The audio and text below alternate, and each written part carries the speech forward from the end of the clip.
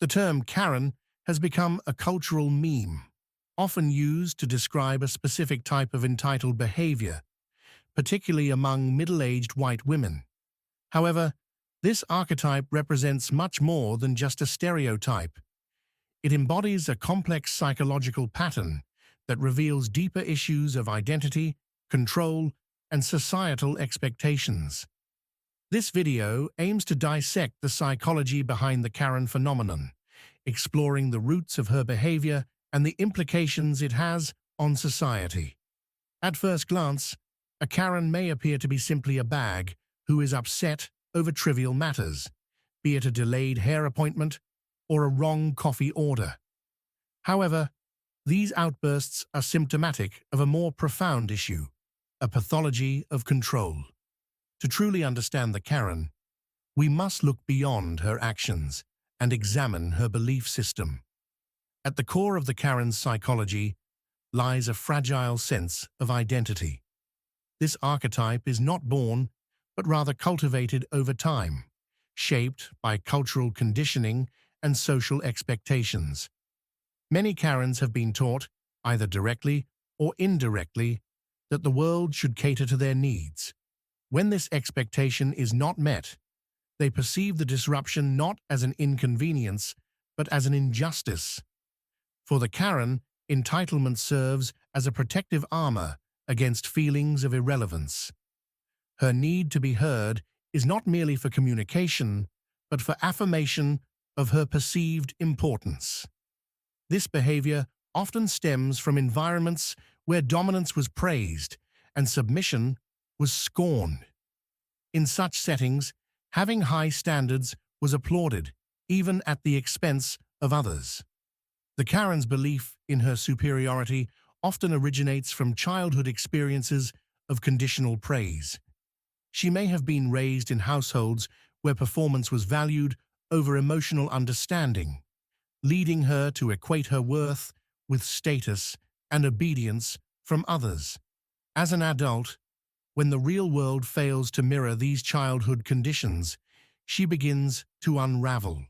Psychologists often identify these behaviors with traits of narcissism, particularly vulnerable narcissism.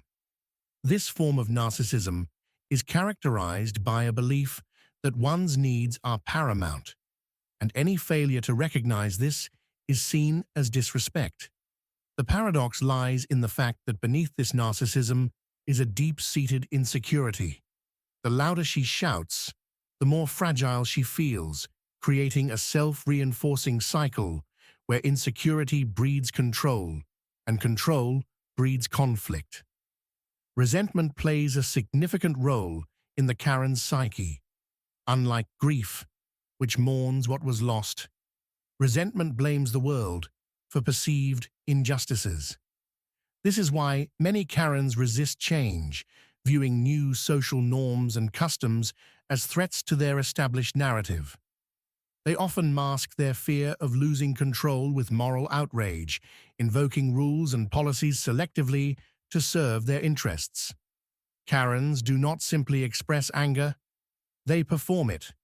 Their outbursts are theatrical, designed to humiliate rather than resolve conflicts. This performative aspect is crucial to understanding their behavior, as it highlights a psychological need to matter in a world that seems to have moved on without them. The intersection of race and entitlement. Many incidents involving Karens also highlight the intersection of race and entitlement. Often, these women weaponize their discomfort against people of color, reflecting a structural entitlement that has historical roots. This belief that their discomfort is more valid than another's existence is a product of power systems that have historically favored them.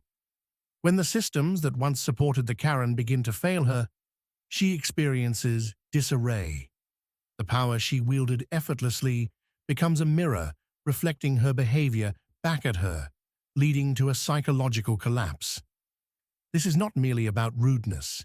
It is about fragile power in decline, which can manifest in destructive ways.